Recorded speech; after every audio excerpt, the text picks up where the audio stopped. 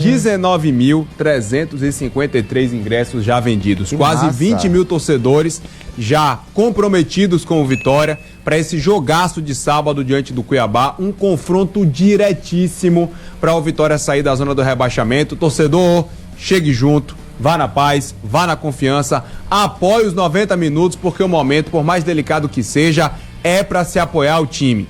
É para jogar junto. Aqueles 2-0 diante do Palmeiras tem que ser a mudança de chave do Vitória nesse campeonato. Vitória que folgou ontem, só começa a pensar no Cuiabá a partir de logo mais à tarde, né, Góis? Isso, Pedrão. Daqui a pouco o Vitória inicia a preparação para pegar o Cuiabá e a equipe terá desfalques e retornos. Como eu falei ontem, o Thiago Carpini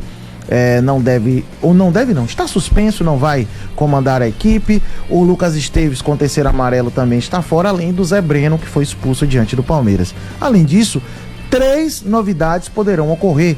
Daqui a pouco eu explico tudo aqui em detalhes. E daqui a pouco também tem a coletiva de apresentação do zagueiro Neres. A depender, vamos trazer aqui no nosso programa as primeiras impressões do zagueiro, que já estreou, foi muito bem contra o Palmeiras e deve sim seguir na equipe principal na sequência. Era isso que eu ia falar, acho que o Neres não precisava nem de coletiva. A apresentação dele contra o Palmeiras na estreia já valeu a pena. Pedro, cartão de visitas impossível. A gente chegou a ficar preocupado com aqueles passes por dentro, né? Rapaz, o Neres acertou de 5 a 6 passes pra quebrar as 2 primeiras linhas do Palmeiras. Foi aquilo, Pedro Santos. A assertividade, né? A bola chegava redonda no pivô, Teve cara. Um passe que ele deu pra Janderson no primeiro tempo, logo na arriada das malas, assim, no início do jogo. Quebra a primeira linha, quebra a segunda. Janderson tá sendo marcado pelo Vitor Reis, zagueiro do Palmeiras, pra ele fazer o pivô. E vou dizer aqui de novo, viu, torcedor do Vitória? Você que criticou Janderson no jogo contra o Palmeiras, você viu outra partida. E daqui a pouquinho eu digo por quê. O atacante Léo Jabá já está em Salvador, tá?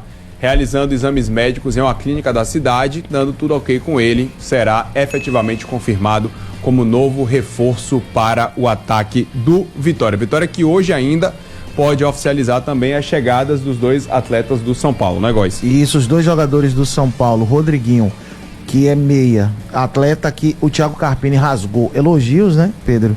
E sobre o Léo Jabá, contrato até 25, final de 25, emprestado pelo Estrela Amadora de Portugal.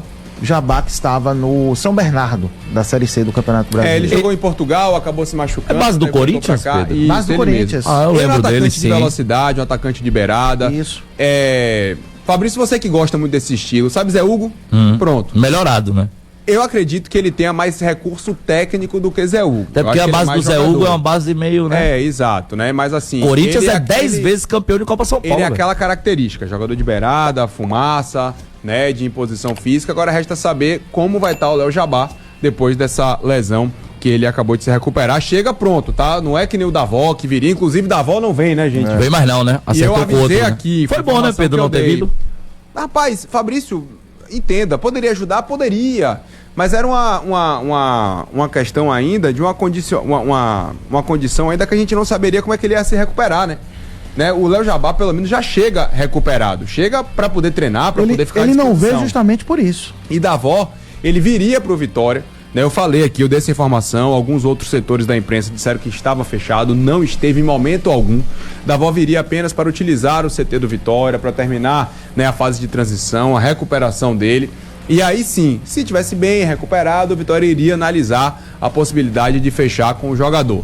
Não vai vir mais, nem para se recuperar, nem para mais nada. Informação de Samuel Venâncio, direto lá de Minas Gerais, é que Davó vai para o América Mineiro. Rapidamente, o Léo Jabá, né? Ele fez um campeonato interessante em Portugal, eu achei que viria com números menores, não, né? O 33 jogos, dele foi só a lesão. 5 gols, 6 assistências na primeira divisão portuguesa, jogou Taça de Portugal, jogou a Liga.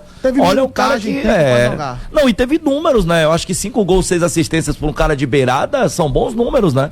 Então é uma contratação que anima, viu? E claro, nos limites que a gente sabe que o Vitória tem. Falamos do Rodriguinho do São Paulo e o Moreira também, lateral direito. Eu tava vendo nas redes sociais o torcedor do São Paulo chateado com a possível vinda do Moreira pro Vitória. Por quê? Pois Bom o torcedor sinal. do São Paulo classifica como um jogador de muito futuro e que tem grande qualidade, Fabrício. E aí é esperar. E os dois são indicação do Carpini, né? Eu crio uma certa confiança por conta disso, né? O Thiago Carpini esteve no São Paulo, observou esses atletas e entende que eles vão ajudar o time do Vitória. Exatamente. A chegada de Neres, né, do Felipe Machado. Que jogou muito bem contra o Palmeiras também. Meu irmão, o Felipe Machado entrou e tomou conta no meio campo, ele não deixou o Palmeiras crescer no 1-0. E ele inicia a jogada do 2-0, né? Ele briga, ganha, a bola sobra. Mim até foi falta, ele dá o braço e estica, mas o juiz mandou teve VAR, né? Teve VAR, o juiz mandou seguir, tá? E o juiz foi mal no jogo inteiro. É isso que eu ia dizer. Mal pro Vitória, mal pro Palmeiras. A gente passou o tempo inteiro metendo a bomba que achava que o juiz estava muito caseirão e tava, viu? Teve muitos lances ali. Que no final das contas o lance que decidiu ficou a favor do Vitória. Eu queria falar de Janderson, atacante do Vitória, e a mensagem do Marco Aurélio, do Farol de Itapuã, que tá aqui ouvindo a gente, ela é importante. Ele tá dizendo o seguinte: Janderson pode até ter feito uma partida superior às outras que fez, porém continua afirmando que é um jogador muito limitado.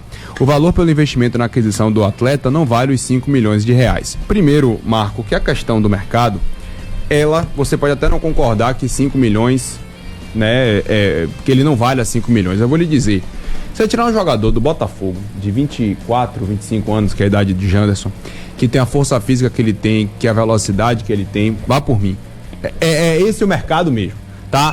É esse o mercado, porque a gente não tá, talvez não esteja acostumado a ver o Vitória comprando atletas, e esse é um dos grandes méritos, né, da gestão Fábio Mota, de ter organizado o caixa do Vitória a ponto de poder fazer esses investimentos, mas essas são as regras de mercado. Tudo conta, jogador de Série A, a idade, onde ele está inserido, enfim. Mas Janderson contra o Palmeiras, e ele já vinha fazendo isso nos outros jogos, ele não jogou de ponta, ele jogou de centroavante, que é a função que ele também desempenha. Só que eu, quando vi a escalação e vi que Carpini tirou o Alejandro do time, colocou o Osvaldo, que por sinal mereceu mesmo ser titular contra o Palmeiras pela bola que jogou contra o Flamengo, eu vi assim, Carpini acertou. Porque Alejandro, ele é um atacante de área. Alejandro, no início da temporada, quando ele tava fazendo gol, a bola tava chegando. Dessa vez, agora, a bola tá tendo um pouco mais de dificuldade para chegar. E Janderson precisava ser aquele atleta que soubesse fazer a parede, e ele fez, e que pudesse arrastar a defesa do Palmeiras. No primeiro tempo, ele pegava a bola, brigava com os caras e tentava arrastar, mas era ele contra 4, contra 5. Vindo de trás com 6 marcando. Pera aí também, né? E outra, Janderson dá ajuda na recomposição, mesmo sendo o camisa 9. E ele é mais corajoso, né? O Alejandro fica muito de costas pra marcação. Porque o Alejandro não tem a mesma força física que Janderson. Não consegue fazer esse arrasto, né? De pegar a bola, de girar, de ir pra cima. Por que Janderson cresceu de produção no segundo tempo? Porque o Vitória, como um todo, veio como um bloco, né? O Vitória contra-atacava e vinha Mateuzinho, aí vinha um volante, né? O Hiller encostando o William Oliveira. Agrupou mais e todo mundo indo e voltando perto. Exatamente, veio em bloco, agrupou o ataque do Vitória. Mas o torcedor criticar Janderson, porque não tá fazendo gol. Alejandro também não fez gol contra o Palmeiras, não. Aliás, são 4 gols. Aliás, são 4 gols de centroavante e mais de 20 gols que o Vitória fez nessa temporada. É pouco, porque mostra que é mais do esquema do que do atleta que tá ali. Do que é pouco. Beleza, ok, atacante vive de gols, mas atacante também pode servir. Não, mas olha o que eu falei, sabe? É mais do esquema do que do atleta que tá ali, porque você vê que a dificuldade que o Alejandro tem, o Janderson teve, o Lauan quando entrou teve também. Quando a gente pega a contratação, vai ver a contratação de algum atacante, tantos jogos, tantos gols. Se não fizer gol, você já olha ressabiado. Atacante vive de gol, é o principal quesito. Ponto. Por exemplo, tem um atacante que eu acho fraquíssimo. O pessoal vai dizer assim, você é maluco. Eu acho ele fraco. Yuri Alberto. Eu também acho. Eu acho ele fraco. Ele é limitado. Vá ver os números de Yuri. Pega o número de Yuri Alberto aí. Esse ano melhorou muito, São quase a média de meio gol por jogo. Participações em gol. Mas eu acho ele fraco, é questão de opinião. Erra muito, gestos técnicos, né?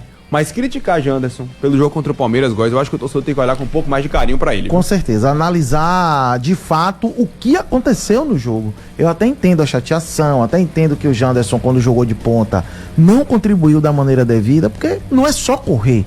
É correr, é executar bem, é pensar bem também, antes de executar. Mas o Janderson, especialmente no segundo tempo contra o Palmeiras, lutou, brigou, ajudou de alguma forma, e se fizesse um gol seria a coroação de uma atuação individual e até tática muito boas. Eu vou te falar, eu acho que o Janderson, ele fez bons jogos muito antes desse Vitória e Palmeiras, sabe? Eu me recordo que em alguns momentos eu falei, caramba, como o Janderson, ele joga pra frente. Teve um jogo no Barradão, inclusive, que o gol acontece, eu não sei se foi contra a Inter ou Atlético Mineiro, que é justamente por essa opção, ou contra o Criciúma, né? Porque foram os 3 que eu acabei fazendo no Barradão. Mas assim, que muitas vezes, ao invés de ele pegar essa bola e voltar no lateral, ele já olha pra frente. Ele já tem um senso de olhar primeiro o que ele pode fazer ofensivamente para depois. Tanto é que ele busca passes quando ele tá com o Alejandro no Alejandro. Muitas vezes ele tá distante, pega essa bola no intermediário e busca esse passe lá no Alejandro para tentar forçar uma tabela. No jogo contra o Fluminense e contra o Corinthians, que felizmente ele ia errar no final, mas perceba quantas bolas de lado, ele foi pra cima, levou na linha de fundo. Tem um lance contra o Corinthians que ele fica extenuado depois da jogada. Não. No final do segundo tempo, ele tromba com os zagueiros, aí cai, rapaz, a câmera foca nele, ele tá com a mão assim na costela. Acabado. Não, mas tirando o fundo. Mas talvez, porque o lance que eu lembro dessa situação aí, ele dribla o não, isso é que ele vai na linha de fundo. Isso, aí caindo, lá que ele acaba trombando com os caras, verdade. Aí você vai pro jogo do Fluminense, ele faz o gol da vitória.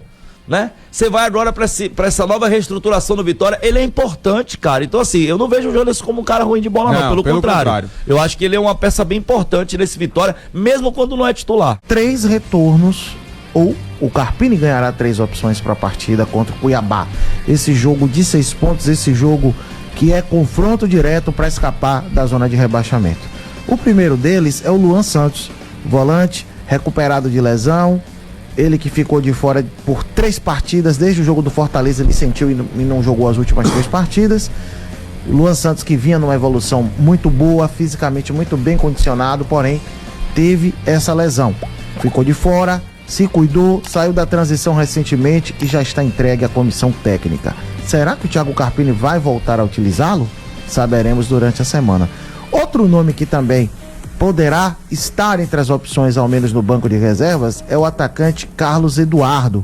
O jogador já consta no BID, o Boletim Informativo Diário da CBF, que é o Registro Nacional de Jogadores, e poderá sim ser utilizado pelo técnico Thiago Carpini, já que semana passada ele falou em coletiva que precisaria apenas de uma semana para estar condicionado a jogar futebol.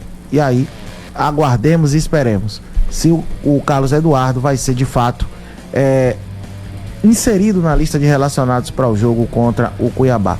Outro nome que é analisado, ou que será analisado essa semana, é o do Jean Mota, jogador que está fora 2 partidas por conta de cansaço muscular. E ele teve um período de descanso, esteve em tratamento, está em observação pela comissão técnica e durante a semana saberemos se o Jean Mota será utilizado ou não. Certo é que o Jean Mota tem entrado em alguns jogos, não tem correspondido, é bem verdade. Mas, bom, com relação a esse possível time, já pensando, Fabrício, no Vitória pro Cuiabá, eu escalaria a seguinte equipe: Lucas Arcanjo, Lepo, Neres, Wagner Leonardo, e aí vai ter que ser PK, porque o Lucas Esteves tá suspenso. PK, né? Tem que dar uma melhorada. Mas PK tem que crescer de produção, porque começou terrível. Bem o ano, mas foi muito mal contra o Flamengo, verdade, Fabrício.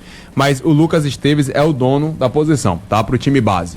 3 volantes. Uma pena que Luan Santos se machucou, porque a gente poderia ter Luan Santos centralizado, mas vamos lá.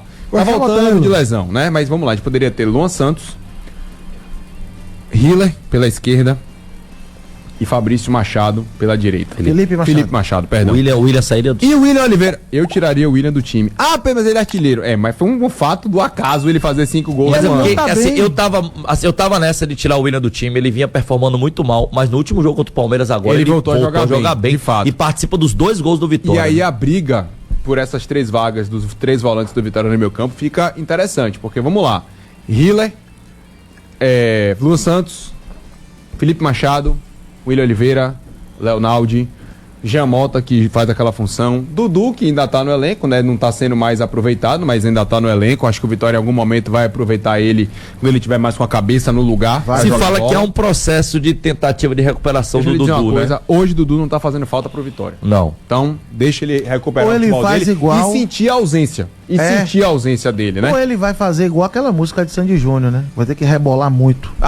Mas isso ele já vai ter que rebolar a partir de agora. O meio-campo já tem uma formação. E aí, tem opções. Com o Luan Santos voltando de lesão, evidentemente que o William Oliveira, pra mim, mantido no time. Mas eu já colocaria o Felipe Machado como titular. Porque entre ele e Naldi, ele no segundo tempo já jogou mais do que Naldi o jogo inteiro. A onda é o seguinte, Pedro, porque assim, ó, ele tem o William, Hiller e Naldi. E né? Hiller leva aí Luan tá voltando. Porque ele é canhoto. Quer dizer, joga pela esquerda, não é canhoto, joga pela esquerda. É isso, ele tem o William, Hiller e Naldi, né? Os 3 que vem atuando com a falta do Luan. Luan volta pro time, sai um dos 3, seria o Naldi, né? Isso. Aonde o Felipe Machado sai aqui, no lugar do William Oliveira, né? Que você acabou de dizer. Aí seria. Aí é uma Mas você entende que vão ter que rodar 2 dos 3 que atuaram. Mas sabe o que é isso é bom?